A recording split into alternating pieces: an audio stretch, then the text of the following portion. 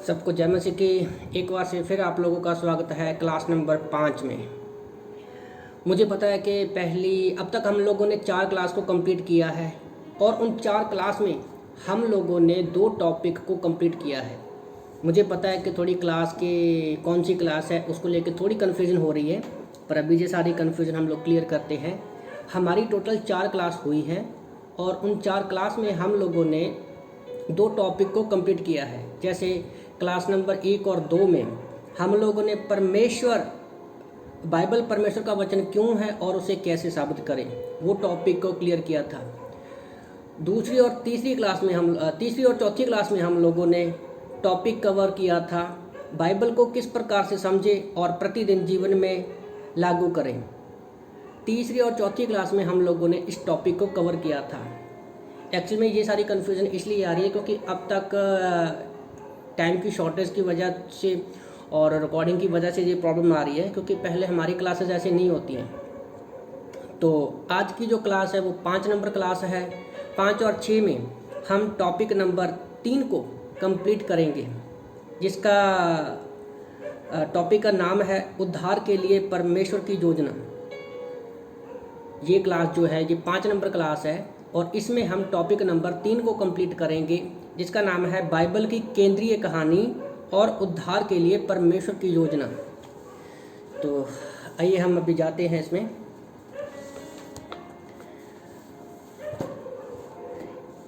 Okay, लिखा है, आइए हम पहले प्रार्थना करते हैं। पिता, हम धन्यवाद करते समय के लिए, धन्यवाद करते प्रभु, आपने हमें खूबसूरत समय दिया कि हम आपकी महिमा और स्तुति कर सके। पिता प्रभु, इस क्लास नंबर 5 और 6 को आपके हाथों में देता हूँ पिता परमेश्वर, कि जो भी आगे पढ़े, जो आपके उद्धार की योजना है हमारे लिए प्रभु, लोगों के लिए, उसको आप हमें समझने में बुद्धि और ज्ञान देना पिता परमेश्वर।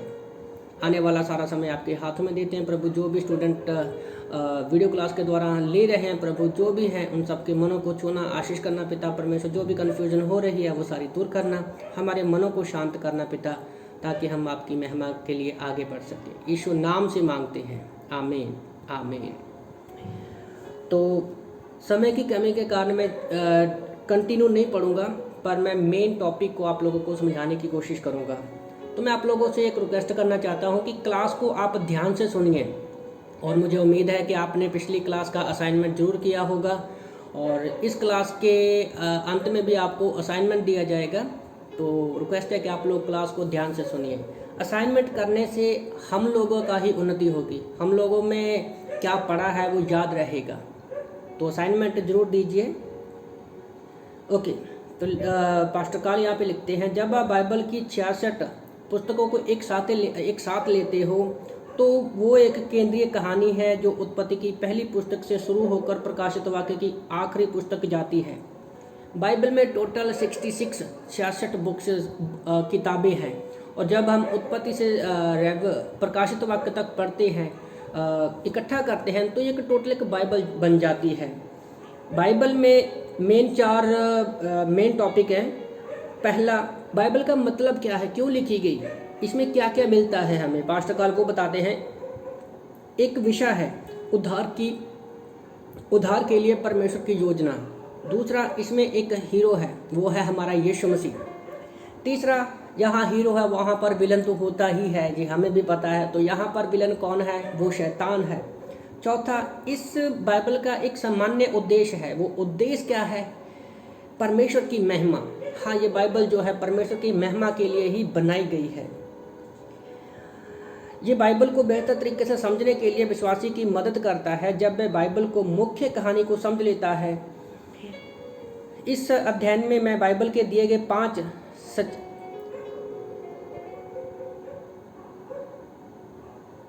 ओके, तो यहाँ पर आज हम इस क्लास में हम लोग क्या है, इस टॉपिक में हम लोग 5 सच्चाइयों को कवर करेंगे, जिससे हम बहुत सारी आयतें हमें पढ़नी पड़ेंगी।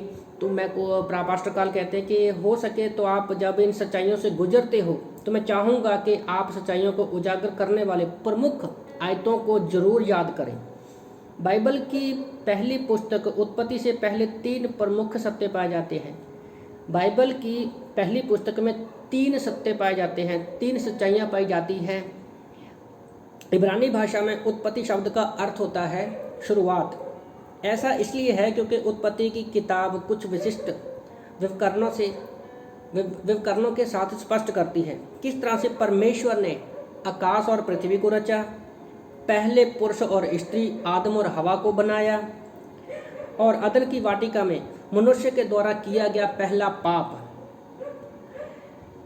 और कैसे फिर पहली बार मनुष्य के लिए एक उद्धारकर्ता का वादा किया जाना।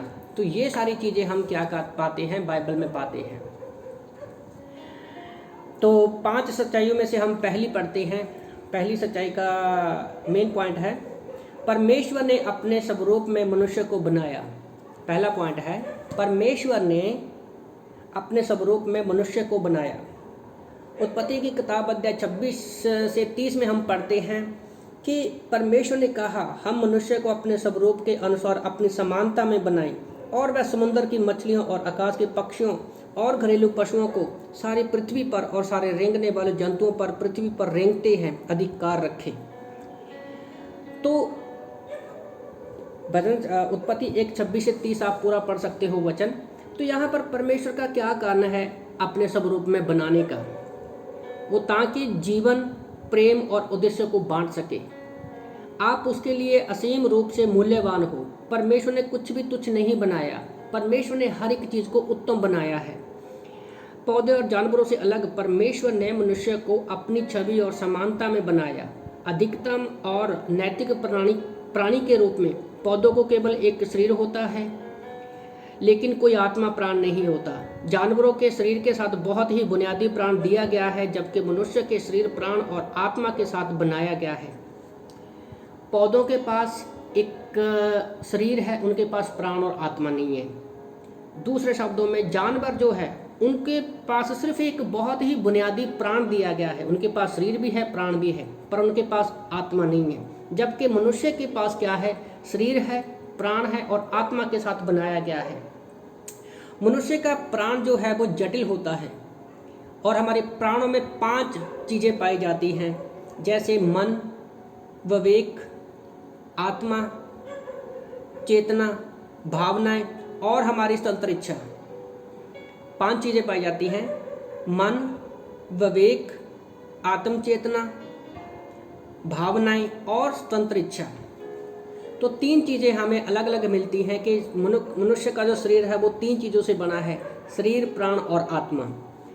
मनुष्य का भौतिक शरीर उसे आसपास की दुनिया के प्रति जागरूक बनाता है। एक शरीर क्या है, हमारी गवाही है लोगों के सामने, हमें ये दिखता है। दूसरा आता है प्राण, उसके भीतर की दुनिया के प्रति सचेत। मेरे अंदर प्राण है, मैं खुद के प्रति सचेत हो सकता हूँ कि मेरे अंदर क्या चल रहा है। तीसरा है आत्मा, मनुष्य की आत्मा, वो दुनिया से परे परमेश्वर के प्रति हमें जागरूक करती है। याद रखो, शरीर जो है मनुष्य का भौतिक शरीर उसके आसपास की दुनिया के प्रति जागरूक बनाता है, मतलब दुनिया के प्रति जागरूक।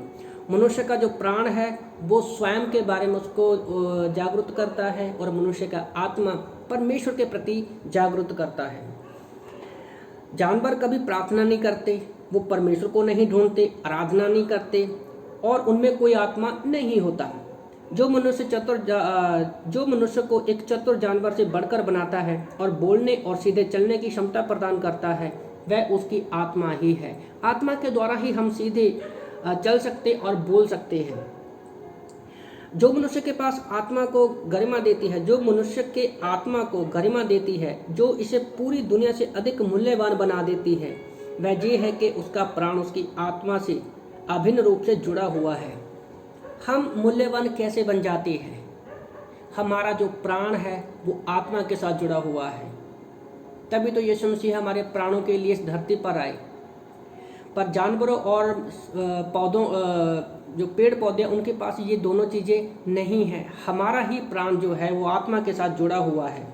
एक जानवर का प्राण नाश हो सकता है, पर मनुष्य का प्राण जो है वो सदा के लिए आत्मा के साथ जुड़ा हुआ है और वो जीवित रहेगा। आमीन। ये अंतहीन, समयहीन और अनंत है। एक पुरुष या स्त्री पूरे संसार की तुलना में अधिक मूल्यवान है। क्योंकि मनुष्य उसकी आत्मा के माध्यम से परमेश्वर को जान सकता है और उसकी आराधना कर सकता है। हमारा प्राण आत्मा के साथ जुड़ा हुआ है, तो हम परमेश्वर को जान सकते हैं, उसकी आराधना कर सकते हैं, उसके साथ आनंद उठा सकते हैं, क्योंकि हम लोग अद्भुत तरीके से बनाए गए हो। आप सब लोग अद्भुत तरीके से बनाए गए हो। भजन संहिता 139 का 13-14 में दाऊद लिखता है, मेरे मन का स्वामी तो तू है, तूने मुझे माता के गर्भ में रचा, मैं तेरा धन्यवाद करूँगा, इसलिए कि मैं भयानक और अद्भुत रीति से रचा गया हूँ। जब हम पैदा भी नहीं हुए थे, याद रखो, जब हम पैदा भी नहीं हुए थे, हम परमेश्वर के मन में थे। आपको परमेश्वर द्वारा दिए गए मूल्य किसी श्रेष्ठ माता पिता से मिले विशेष विषाणु पर निर्भर करता है, पर परमेश्वर का संबंध आपका मूल्य आपकी संपत्ति, आपकी त्वचा, आपकी बुद्धि, औपचारिक शिक्षा से नहीं मापा जाता। आप बहुमूल्य हैं, क्योंकि बाइबल कहती है आप परमेश्वर की कारीगरी हो, अफिसियों की किताब अध्याय 2:10 में।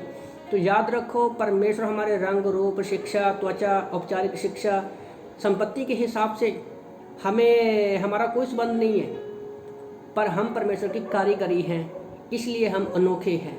दाऊद भी भजन संहिता में लिखता है कि परमेश्वर ने मनुष्य को कैसे बनाया। वो पवित्र आत्मा में होकर लिखता है भजन संहिता 8:5 में कि क्योंकि तूने उसको परमेश्वर से थोड़ा ही कम बनाया है और महिमा और प्रताप का मुकुट उसके सिर पर रखा है।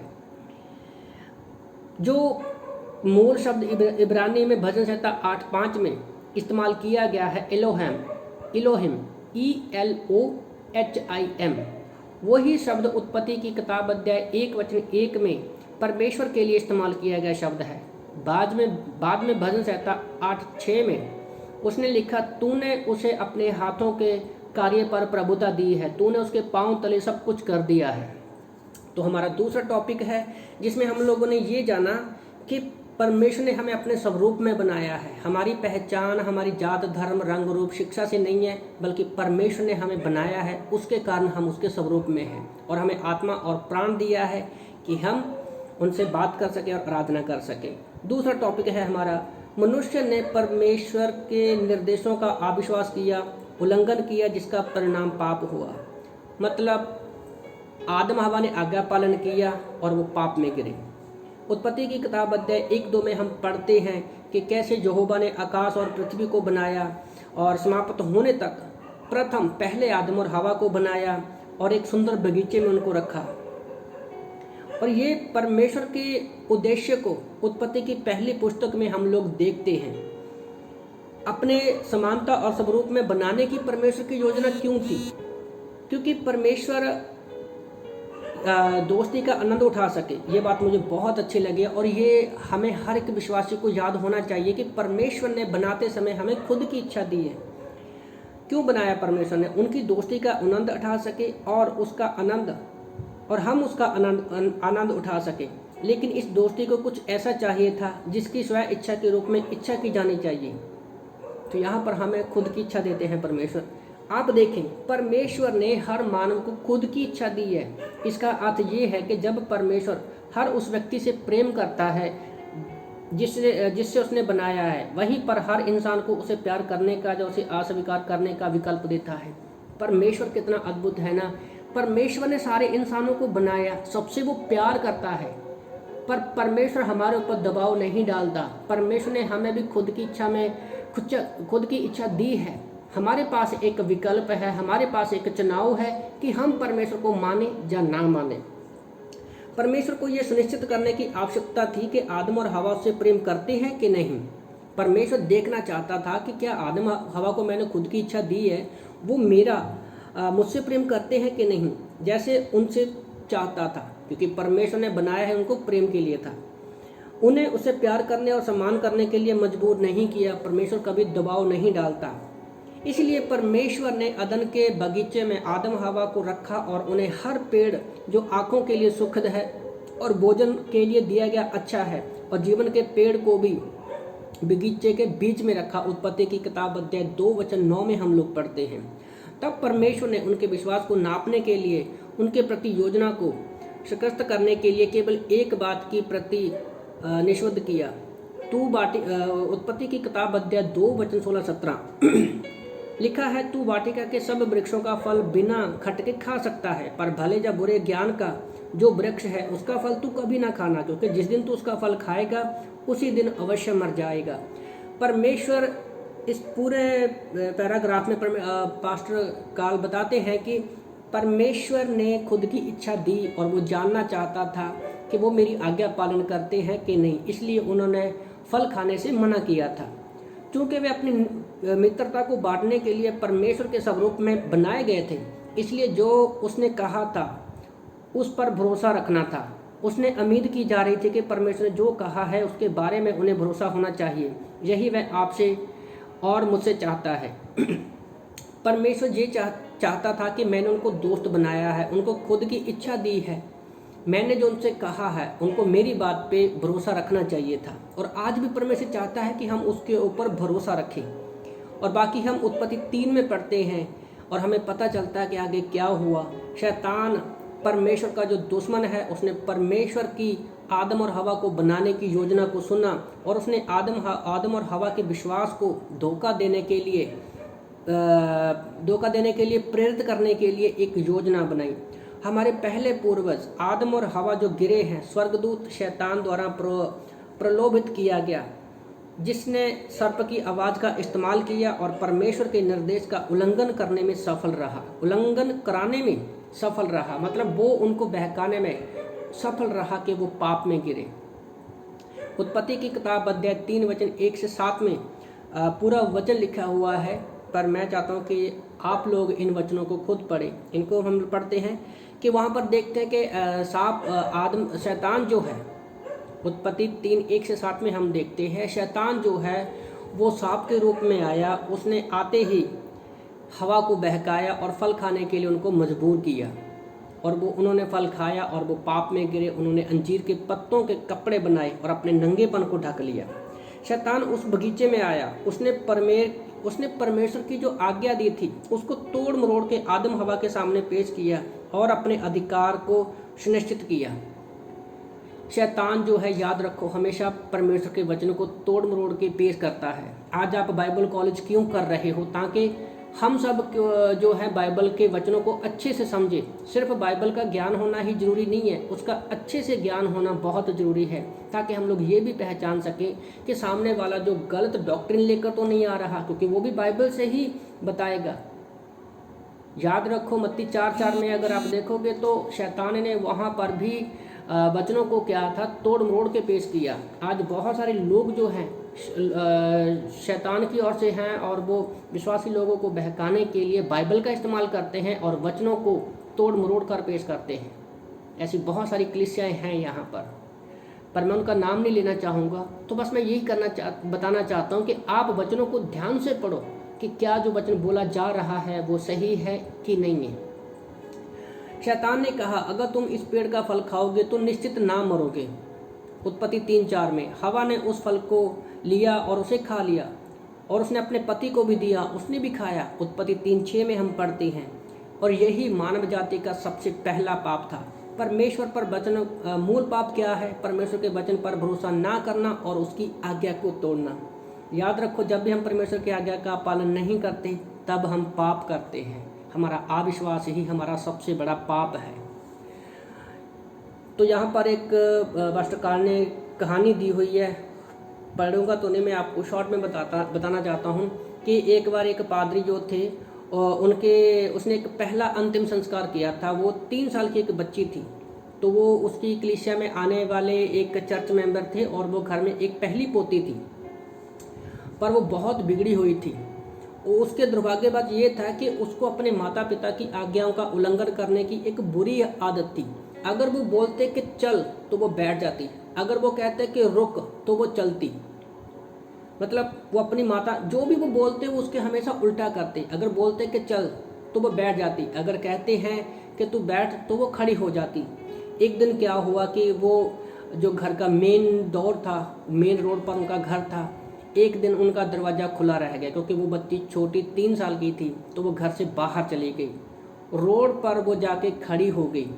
तो उन्होंने क्या किया, उन्होंने देखा कि जब बच्ची बाहर है तो उन्होंने उसको कहा कि तुम पास आओ हमारे, पर उस बेटी ने उनके ऊपर ध्यान नहीं दिया और उल्टा क्या, वो कार की तरफ भागी और उस लड़की जो 3 साल की थी वो कार से टकरा गई और जख्मों की वजह से वो मर गई। तो उस बात पर पादरी ने कहा है कि मैंने ये निष्कर्ष निकाला है, ये मेरे लिए गहन अध्ययन था। मुझे एहसास हुआ कि मुझे परमेश्वर के लोगों को ना केवल परमेश्वर की आवाज़ को पहचानने के लिए सिखाना है, बल्कि उसकी आवाज़ को सुनते हुए तुरंत मानना भी चाहिए। जब वह सुनते हैं, जीवन है, यही जीवन है। तो उस पादरी ने सोचा कि वचन को सुनना ही बहुत नहीं है, उनका गहन अध्ययन करना भी बहुत ज़रूरी है। तो आप जब इस क्लास को सुन रहे हो, सुनना ही काफ़ी नहीं है, उसको तुरंत मानना भी बहुत ज़रूरी है, क्योंकि यही जीवन है। क्योंकि हमारे पास जब हम वचन को सुनेंगे तो हमारे पास ज्ञान इकट्ठा हो सकता है, पर हम प्रभु के चहेते तब बनेंगे जब हम उनको मानते हैं। क्योंकि ऊपर हम लोगों ने पढ़ा कि परमेश्वर की आज्ञा का पालन ना करना पाप है। आदम हवा ने वचन को सुना था, पर उन्होंने आज्ञा पालन नहीं किया था। यही कहानी के द्वारा वो बताना चाहते हैं। तीसरा पॉइंट है हमारा मनुष्य की पापमयी आज्ञाकारिता का दंड तत्काल आत्मिक मृत्यु था, जिनका परिणाम अंतिम शारीरिक मृत्यु था। तीसरा पॉइंट है आज्ञा ना मानने का दंड आत्मिक मौत था और बाद में वो शारीरिक मृत्यु बना। तो जिसकी परमेश्वर ने वास्तविक रूप में आदम और हवा के लिए योजना बनाई थी, वह हमेशा के लिए जीवित और समृद्ध रहे। परमेश्वर ने योजना बनाई थी कि वो हमेशा के लिए जीवित रहें। हालांकि उन्होंने परमेश्वर की चेतावनी दी थी कि अगर उन्होंने परमेश्वर के विश्वास के दुर्व्यवहार किया, उनके वचन पर अविश्वास किया, तो पाप में गिरने की प्रक्रिया शुरू हो जाएगी और वे मर जाएंगी। परमेश्वर ने उन्हें पहले से ही आगाह कर दिया था क्योंकि जिस दिन तू फल खाएगा उसी दिन अवश्य मर जाएगा। उत्पत्ति की किताब अध्याय 2:17 में। क्योंकि परमेश्वर ने हमें पहले ही चेतावनी दे दी थी आदम और हवा को, अगर तुम फल खाओगे तो वो तुम मृत्यु हो जाएगी तुम्हारी। क्योंकि परमेश्वर चाहता था कि हम लोग आदम हवा क्या है, वो अनंत काल के लिए जीवित रहें। तो पर आगे देखते हैं कि आदम और हवा ने परमेश्वर के भरोसे को त्यागने और उनके निर्देशों का पालन ना करने के बाद परमेश्वर वाटिका में आए और इसके क्या दर्दनाक परिणाम होंगे इसके बारे में उन्हें बताया। जब उन्होंने पाप किया वहाँ पर परमेश्वर आए और अब इसका परिणाम क्या होगा वो बताते हैं। उत्पत्ति की किताब अध्याय 3:16 से 19 को ध्यान से पढ़िए। उसने कहा, स्त्री को कहा कि मैं तेरी पीड़ा और तेरे गर्भवती होने को दुख को बहुत बढ़ाऊंगा। तू पीड़ित होकर बालक उत्पन्न करेगी और तेरी लालसा तेरे पति की ओर होगी और वह तुझ पर प्रभुता करेगा। आदम से उसने कहा, तूने जो अपनी पत्नी की बात सुनी और जिस वृक्ष का फल के विषय में मैंने तुझे आज्ञा दी थी कि तू उसे ना खाना, उसको तूने खाया, इसीलिए भूमि तेरे कारण शापित हुई। तू उपज जीवन भर दुख के साथ खाया करेगा।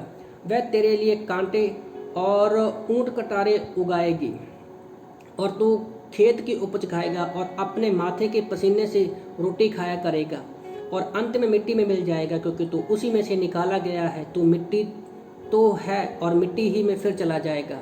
कितना बड़ा श्राप आया जब हम पाप में गिरते हैं, तो कितना बड़ा श्राप एक आज्ञा पालन ना करने से पूरी सृष्टि पर आ गया। आज संसार में आदम और हवा के पाप के परिणाम दर्दनाक अनुस्मारक है। हर बार स्त्री, जब भी एक स्त्री बच्चे को जन्म देती है तो उसको पीड़ा होती है, और बाइबल में कहा गया है अगर सबसे भयानक पीड़ा जो है जब एक औरत बच्चे को जन्म देती है उस समय की है। जब भी हम एक अतिश्रेष्ठ क्रिया को जब हम किसी व्यक्ति को कब्र में जाते देखते हैं तो हमें याद आता है कि कब्र में परमेश्वर की इच्छा नहीं थी कि आदमी कब्र में जाए, पर आदमी जो है अपनी गलती से, अपनी खुद की इच्छा के कारण क्या है, उसने परमेश्वर की इच्छा को तोड़ा और उस पर अविश्वास किया। इसी कारण परमेश्वर ने जो उसे कहा था, सच्चाई पर उनके विश्वास की कमी को पाप कहा गया है। तो जब कोई व्यक्ति कब्र में जाता है तो हमें उत्पत्ति 3 याद आती है कि आदम की खुद की इच्छा के कारण वो कब्र की तरफ जा रहा है। बाइबल परमेश्वर हमें बार बार याद दिलाता है रोमियो की किताब अध्याय 6 वचन 23 में पाप की मजदूरी मृत्यु है। हिजकिय्याह अध्याय 18 वचन 4 में परमेश्वर घोषणा करते हैं जो प्राणी पाप करे वही मर जाएगा। आदम और हवा की आज्ञाकारिता के कारण पाप ने मानव जाति में प्रवेश किया, ये सभी पीढ़ियों तक पारित किया जाएगा। आज हर एक व्यक्ति, जैसे ही आदम हवा ने पाप किया, हमारे अंदर से पवित्र आत्मा चला गया। आज व्यक्ति के पास खुद की इच्छा तो है और वो पाप की तरफ जा रहा है। रोमियो की किताब अध्याय 5 वचन 12 में लिखा है, इसलिए जैसा एक मनुष्य के द्वारा पाप जगत में आया और पाप के द्वारा मृत्यु आई और इसी रीति से मृत्यु सब मनुष्य में फैल गई, इसीलिए कि सबने पाप किया। तो याद रखो, एक आदम और हवा की गलती के कारण आज पूरी दुनिया में पाप फैल गया है और इसके परिणाम क्या होते हैं? पीड़ा, बीमारी, दर्द, घृणा, लालसा, जलन, हत्या, ईर्खा, अकेलापन, अपराध, गरीबी, भूख और मृत्यु के विनाश की शुरुआत हुई, जिसे आज हम संसार में देखते हैं। एक आज्ञा पालन ना करने से देख लो कितना कुछ संसार में आ गया है। पाप के केवल हमेशा दर्दनाक परिणाम होते हैं, बल्कि ये दूसरों को भी प्रभावित करते हैं। आदम के पाप का निश्चित ये तीव्र परिणाम मृत्यु था। परमेश्वर ने कहा, जिस दिन तू उसका फल खाएगा उसी दिन अवश्य मर जाएगा, उत्पत्ति 2:17 में। लेकिन एक मिनट रुको, क्या आदम तुरंत निश्चित रूप से मर गया था? यदि हाँ, तो बाइबल में क्यों दर्ज है कि वह कई सैकड़ों साल तक जीवित रहा? वास्तव में आदम मर गया था, लेकिन समझाना महत्वपूर्ण है कि वह कैसे मर गया था। सबसे पहले आदम की तुरंत आत्मा में मृत्यु हो गई। जैसे उसने फल को खाया, परमेश्वर ने उसको कहा था कि तुम आत्मा में मर जाओगे और उसके बाद मृत्यु की तरफ जाओगे, कि तुम मर जाओगे। तो जब हम बाइबल कॉलेज कर रहे हैं, इसलिए हर एक वचन को ध्यान से समझना बहुत ज़रूरी है। जैसे हमारा ये क्लास नंबर ये तीसरा जो टॉपिक है, क्या है कि आज्ञा पालन तोड़ा और सबसे पहले क्या हुई? आत्मिक मृत्यु हुई और अंतिम परिणाम क्या था? शारीरिक मृत्यु। और पास्टर कार्ल लिखते हैं, सबसे पहले तुरंत आत्मा में उसकी मृत्यु हो गई क्योंकि पवित्र आत्मा छोड़ के चला गया। आत्मिक मृत्यु शारीरिक मृत्यु से अलग है। आत्मिक मृत्यु परमेश्वर से मनुष्य की आत्मा का अलग होना। आज लोग पाप, गुनाह, गलतियां क्यों करते हैं? क्योंकि उनके अंदर पवित्र आत्मा नहीं है। दूसरा कारण क्या है? मरने के विषय में पास्टर कार्ल कहते हैं, आदम मृत्यु की ओर अग्रसर होकर और अंत में अपने भौतिक शरीर में मर गया। शारीरिक मृत्यु एक व्यक्ति के शरीर का आत्मा से अलग है। जो आत्मिक मृत्यु है वो परमेश्वर का मनुष्य की आत्मा से अलग होना है, और शारीरिक मृत्यु क्या है? शरीर का आत्मा से अलग होना है। आदम की उसी दिन आत्मिक रूप से मृत्यु होगी जब उसने अदन की वाटिका में पाप किया। भले ही वह तब भी अपने पैरों पर खड़ा था, उसके पाप परिणाम स्वरूप उसकी आत्मा तुरंत परमेश्वर की आत्मा से अलग हो गई। परमेश्वर की आत्मा का आदम की अलग से होने का क्या परिणाम था? कि परमेश्वर की आत्मा मनुष्य की आत्मा के लिए वैसे ही है जैसे लहू शरीर के लिए। वह मनुष्य को अलग आत्मा जीवन शक्ति है। यूहन्ना ने उससे कहा, उसमें जीवन था, वह जीवन मनुष्य की ज्योति था। यूहन्ना 1:4 में। ये वचन मसीह की बात, यहाँ पर मसीह की बात कर रहे हैं। जो मसीह के बारे में सच है वह आत्मा के बारे में भी सच है। परमेश्वर मनुष्य के लिए ज्योति और जीवन है। जब आदम ने पाप किया तो प्रभु का आत्मा निकल गया, और जब प्रभु का आत्मा निकल गया तो जीवन निकल गया, और जीवन निकल गया तो ज्योति निकल गई। और जब आत्मिक रूप से दूषित हो गया, कोई परमेश्वर नहीं, वह आत्मिक रूप से मर गया था। कोई जीवन नहीं और उसका जीवन आत्मिक रूप से अंधेरे में था। कोई ज्योति नहीं। कई सदियों बाद तक भी ऐसा नहीं हुआ जब तक यीशु मसीह की मृत्यु, दफनाया जाना और पुनरुत्थान के इस सभी 3 समस्याओं का समाधान नहीं किया गया। आदम अपनी आत्मा में तुरंत प्रगतिशील रूप से अपने शरीर से मृत्यु हो गई। तो कहने का मतलब, जब आदम और हवा ने फल खाया तो आदमी पहले आत्मिक रूप में मरा, परमेश्वर की आत्मा शरीर से अलग हुई और फिर वो मृत्यु की तरफ बढ़ रहा है। तो इस क्लास को हम लोग यहीं ख़त्म करते हैं। मिलते हैं नेक्स्ट क्लास में। आमीन।